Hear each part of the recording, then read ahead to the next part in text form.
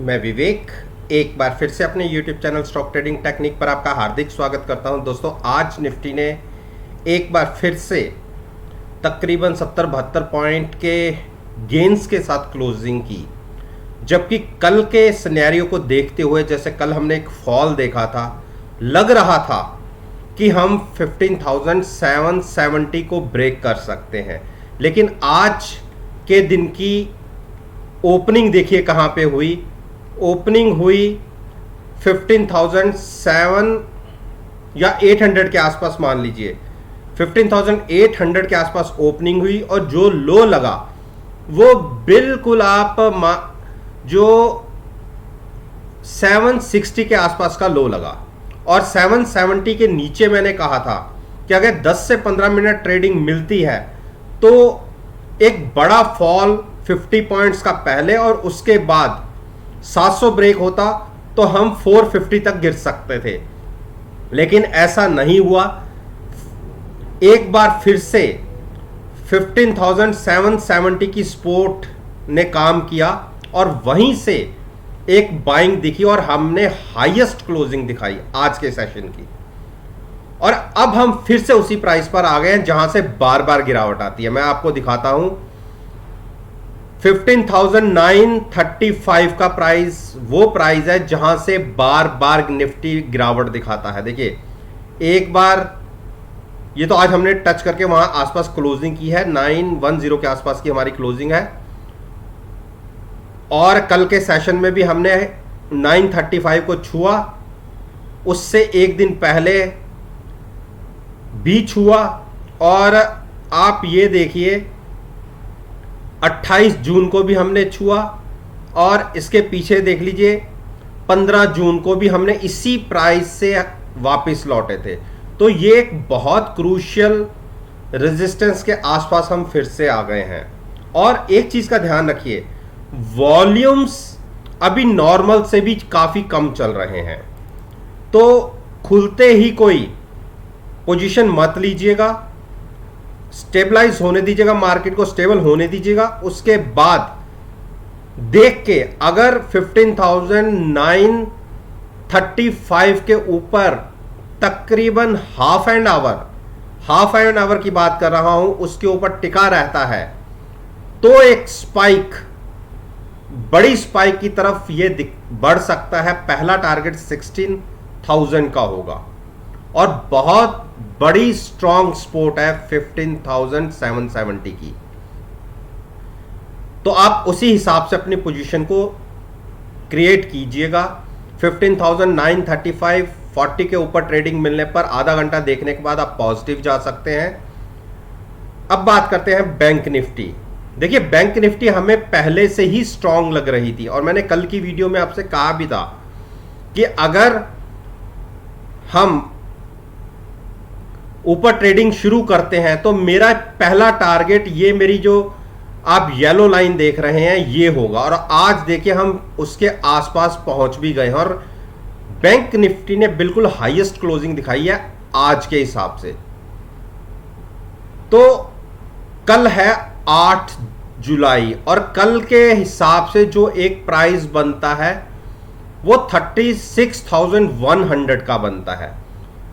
Bank Nifty काफी strong दिखा रहा है और 36,100 के ऊपर अगर ये टिक जाता है तो एक बड़ी मूव की तैयारी करेगा। वो प्राइस होगा 36,600 का, जो ये मैंने आपके सामने टारगेट मेंशन किया हुआ है। तो बिल्कुल जिनकी पोजीशन बनी हुई है वो लॉन्ग में रह सकते हैं, कंटिन्यू कर सकते हैं। और इसके लिए जो बहुत जबरदस्त स्ट्रॉन्ग सपोर्ट है वो 35,200 का है। हम वहां से तकरीबन 700 पॉइंट्स ऊपर ट्रेड कर रहे हैं, तो इसलिए बहुत बड़ी चिंता की बात नहीं है। लेकिन ऐसा नहीं है कि आप लॉन्ग पोजीशन बना रहे हैं और पुट 700 पॉइंट नीचे की खरीद रहे हैं। ऐसी गलती मत कीजिएगा। आप जितनी लॉस लेने की कैपेसिटी आपकी है उतनी ही दूर की पुट खरीदिएगा। हाँ, नजदीक की पुट महंगी जरूर लगती है, लेकिन आपको देखिए कितनी जबरदस्त प्रोटेक्ट करती है। तो बिल्कुल आप लॉन्ग में बने रह सकते हैं। 35,100 या 200 ये दो प्राइसेस हैं। बहुत बड़ी सपोर्ट के साथ बैंक निफ्टी ट्रेड कर रहा है। मेरे को लगता है कि एक ब्रेकआउट आ सकता है 36,100 के ऊपर। हमें 400 to 500 पॉइंट्स हो सकता है विद इन आवर मिल जाए। तो लॉन्ग में बने रहिए, शॉर्ट अभी मत सोचिए। रिलायंस, देखिए रिलायंस ने एक फिर से आज एक डाउन साइड पर ट्रेडिंग दिखाई है। और मैंने आपको कहा था कि जिनसे पहले 2110 की एक बहुत जबरदस्त सपोर्ट थी, जो पहले भी इसने 5-6 दिन लगातार इसको होल्ड किया था। अभी भी कोई ट्रेड रिलायंस के अंदर लेना चाहता है तो आप लॉन्ग साइड पर रहिएगा और साथ में at the money put buy कीजिएगा। और ये मैं इसलिए कह रहा हूं क्योंकि देखिए मार्केट स्टॉक ने गिरावट जरूर 3 दिन लगातार दिखाई है, 2 दिन, लेकिन शॉर्ट्स ऐसे क्रिएट नहीं हुए। आप देखिए नॉर्मल से आधे वॉल्यूम हो रहे हैं। जब शॉर्ट्स क्रिएट होते हैं तो वॉल्यूम्स डबल से भी ज्यादा हो जाते हैं। तो इसका मतलब मार्केट में पोजीशन शॉर्ट साइड पर कन्वर्ट नहीं हो रही। हाँ, डिलीवरी बेस्ड सेलिंग जरूर हो सकती है कि कुछ लोगों ने ऊपर के रेट पर डिलीवरी अपनी छोड़ी हो, तो उस वजह से गिरावट हो सकती है। तो डिप पर बाय कीजिए और लॉन्ग रहिए, साथ में पुट बाय कीजिएगा। 2000 के आसपास की आप पुट बाय करके 2110 के आसपास या जहां पर क्लोज भी हुआ है वहां पर भी आप लॉन्ग ले जा सकते हैं। HDFC बैंक ने देखिए क्या जबरदस्त रेजिस्टेंस फेस हो रही है, जो मैंने मेंशन की हुई थी। इसके ऊपर आज भी ये स्टॉक नहीं निकला।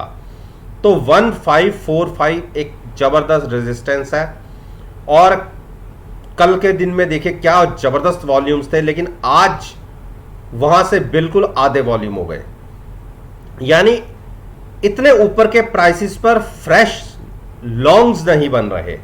ये शॉर्ट कवरिंग प्लस थोड़े से लॉन्ग जो नीचे के रेट पे बन गए, लेकिन ऊपर के रेट पे लॉन्ग्स नहीं बन रहे। तो ये एक इस स्टॉक के लिए चिंता की बात है। हां, 1550 के ऊपर अगर क्लोजिंग मिलती है तो हो सकता है कि फ्रेश लॉन्ग क्रिएट हो, लेकिन जब तक 1548 के ऊपर क्लोजिंग या 50 के ऊपर क्लोजिंग नहीं मिलती, कुछ मैं कह नहीं सकता। तो अगर गिरावट आती है तो इस स्टॉक को 1510 के आसपास या उसके नीचे लॉन्ग किया जा सकता है। इंडस बैंक ने देखिए 1045 के हाई लगा दिए हैं। और मैंने जो कल आपसे बात करी थी कि अगर गिरावट आती है और 1015 के आसपास ये स्टॉक आपको मिलता है तो आप ऐड कर सकते हैं। और आप देखिए आज के दिन में इस स्टॉक ने जो लो लगाया 1015 के आसपास का लगाया, तो वहां से 30 पॉइंट्स की एक मूव देखने को मिली है। और अब यहां से आप क्या करना चाहते हैं, देखिए अब हम इस स्टॉक के रिसेंटली हाई के आसपास आ गए हैं। 1053 का इस जो रिसेंटली हाई था, जो इसने लगाया 15 जून को, उस प्राइस के आसपास आ गए हैं।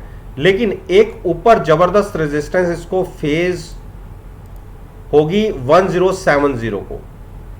तो थोड़ा सा वेट करिए। देखिए बुलिश क्रॉसओवर हो चुका है, ऐसा नहीं है कि यहां से और मूव नहीं मिल सकती, लेकिन जिसका नजरिया थोड़ा सा लंबा है वो लॉन्ग ले जा सकता है।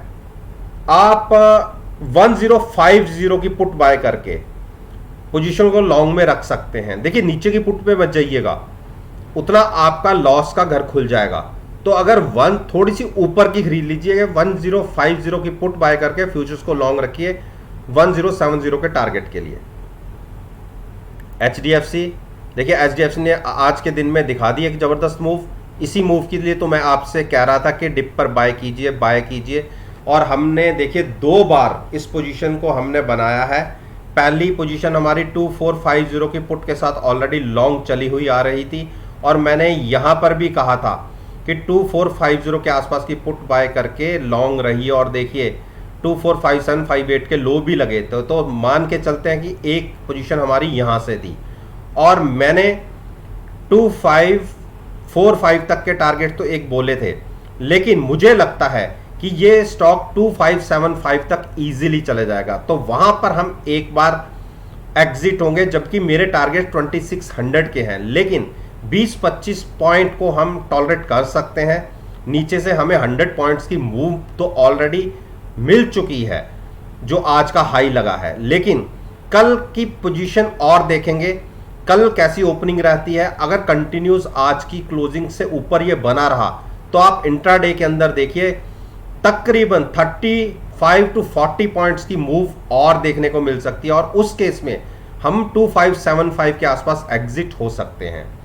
तो बिल्कुल जिनकी पोजीशन है वो लॉन्ग में रह सकते हैं, और जिनको नई पोजीशन लेनी है उनको मैं ये एडवाइस करूंगा, वो अगर लॉन्ग ही जाना चाहते हैं तो यहां पर फ्रेश बाई ना करें, 2500 की पुट बेचकर सेल कर कर उसके नीचे की स्ट्राइक 2450 की पुट बाय कर लें। आपकी पोजीशन हेज भी होगी, और आपको अगर गिरावट आती भी है तो आपको स्टॉक ये 40 to 50 पॉइंट्स नीचे मिलेगा। कोई अनलिमिटेड लॉस नहीं है, अच्छी एक स्ट्रेटजी है। 2500 की पुट बाय करके 2450 की पुट 2500 की पुट सेल करके 2450 की पुट बाय कीजिए।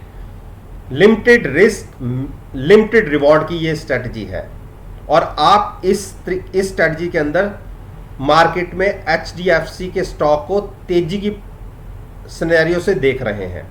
अब बात करते हैं कोटक महिंद्रा बैंक। देखिए कोटक महिंद्रा बैंक ने पिछले 6 दिन से लगातार तेजी दिखाई हुई है, और जो मेरी वीडियोस को रोज देखते हैं और उनको मैंने 1730 पर लॉन्ग करवाया हुआ है, और उसके बाद ये स्टॉक ने तकरीबन वहां से भी 20 पॉइंट्स नीचे दिखाए थे, लेकिन हमारी पोजीशन हेज थी, हमें कोई दिक्कत नहीं थी, और ये पोजीशन हमने कंटिन्यू रखी हुई है। अब बहुत क्रूशियल रेजिस्टेंस है, अगर ये रेजिस्टेंस कल के दिन में ब्रेक होती है और कोटक का स्टॉक इसके ऊपर 15 से 20 मिनट ट्रेड करता रहता है, तो आप देखिए 1800 और 1825 हो सकता है आपको कल ही देखने को मिल जाए। तो 1775 के ऊपर ये एक जबरदस्त रेजिस्टेंस है, इसके क्रॉस होते ही आपको 50 to 60 पॉइंट्स की एक जबरदस्त मूव देखने को मिल सकती है। तो अपनी पोजीशन को होल्ड रखिए। अब हम अच्छे प्रॉफिट में तो ऑलरेडी आ ही चुके हैं, लेकिन 1800 और 1825 के टारगेट के लिए हम इसको कंटिन्यू रखेंगे। एक बार सोचेंगे कि 1800 और 1825 के बीच में कहीं हम अपना प्रॉफिट बुक करके एग्जिट हों। अब जिसको कल नया ट्रेड लेना है 1775 के ऊपर ट्रेडिंग मिलने पर लॉन्ग पोजीशन ले जा सकता है, साथ में at the money put buy करना, और तकरीबन 40 to 50 पॉइंट्स के अपसाइड के टारगेट के लिए अपनी पोजीशन को होल्ड कीजिए। अब बात करते हैं आईसीआईसीआई बैंक। देखिए आईसीआईसीआई बैंक में आज 5वें दिन लगातार तेजी देखी जा रही है, और हमने इसको 645 पर भी बाय किया हुआ है। उसमें मैंने कहा था कि 645 के आसपास आप इसको लॉन्ग ले जा सकते हैं, और वहां से हमें 653 के टारगेट मिल गए, जबकि मेरे टारगेट 655-660 के थे। वहां तक हम पहुंच चुके हैं, जो रिसेंटली पिछला हाई भी था। इसको क्रॉस करने में स्टॉक को थोड़ी दिक्कत होती है 653, 654 को, और अगर ये क्रॉस हुआ कल के सेशन में तो जो पिछला हाई था, जो रिसेंटली पिछला हाई था 31 मई का, स्टॉक उसको छू सकता है। 665 666 के टारगेट के लिए इस पोजीशन को होल्ड किया जाता है। अगर 15 से 20 मिनट हम 655 के ऊपर ट्रेड करते हैं तो अपनी पोजीशन जिन्होंने बनाई हुई है वो बिल्कुल कैरी कर सकते हैं लॉन्ग साइड पर, और जो नई पोजीशन लेना चाहते हैं वो पुट सेल करके लॉन्ग पोजीशन ले। पुट भी कौन सी स्ट्राइक की सेल करनी है? जो हमारी नीचे की सपोर्ट है, हम उस पुट को सेल करेंगे चाहे उसमें प्रीमियम बहुत कम क्यों ना हो, और वो प्राइस है 640 का। 640 की पुट सेल करके आप तेजी खेल सकते हैं। आपकी मर्जी है आप कितना रिस्क लेना चाहते हैं। अगर 640 की पुट सेल करते हैं और हैजिंग के लिए आप कितनी दूर की स्ट्राइक बाई करते हैं ये आपके ऊपर डिपेंड करता है। लेकिन नेकेड पोजीशन शॉर्ट साइड पर नहीं ले जानी, चाहे लॉन्ग साइड की हो चाहे शॉर्ट साइड की हो, किसी की तरफ की नहीं ले जानी। अपनी कैपेसिटी के हिसाब से, अपने लॉस बियर करने की जो कैपेसिटी होती है उस हिसाब से आप उसके साथ नीचे की पुट जरूर बाय कीजिए। ये एक स्ट्रेटजी हमारी आईसीआईसीआई बैंक में कल के लिए रहेगी। अब बात करते हैं एक्सिस बैंक। देखिए एक्सिस बैंक में मैंने टारगेट 770 के दिए हुए थे, और आज हम जहां खुले 9 दिन की मूविंग एवरेज को होल्ड किया और वहीं से मूव ऊपर की तरफ दिखी। देखिए 770 से ये स्टॉक बार बार गिरता है, तो टारगेट फिलहाल मान के चल लीजिए 770 का ही। अगर आप पोजीशन नीचे वाली जो हमने यहां से बाय की हुई थी उसको अगर नहीं एग्जिट हुए तो एक बार मेरे हिसाब से एग्जिट होना बनता है। तकरीबन 20 पॉइंट्स हमें मिल रहे हैं। ऑप्शन में जो बाय किया है उसमें उतना नुकसान नहीं हो रहा, लेकिन एक बार अपना प्रॉफिट लेके इस स्टॉक से एग्जिट होइए और शांत होकर बैठ जाइए। जब गिरावट आएगी तब हम बाय करेंगे। एसबीआई, देखिए एसबीआई ने आज फिर से ऊपर की तरफ की मूव दिखाई। खुले 9 दिन की मूविंग एवरेज के आसपास 425 के आसपास खुले, वहीं से अपसाइड की मूव। देखिए बार बार ये स्टॉक 435 440 तक जाता है, वहां से गिरावट आ जाती है। तो मेरे को नहीं लगता कि 440 क्रॉस होगा फिलहाल। और रीजन क्या है? आप वॉल्यूम्स देखिए, नॉर्मल जो वॉल्यूम्स होते हैं उसके भी बिल्कुल आधे। तो जब इतने कम वॉल्यूम्स के साथ ट्रेड होगा कोई स्टॉक तो स्ट्रेंथ कहां से दिखेगी?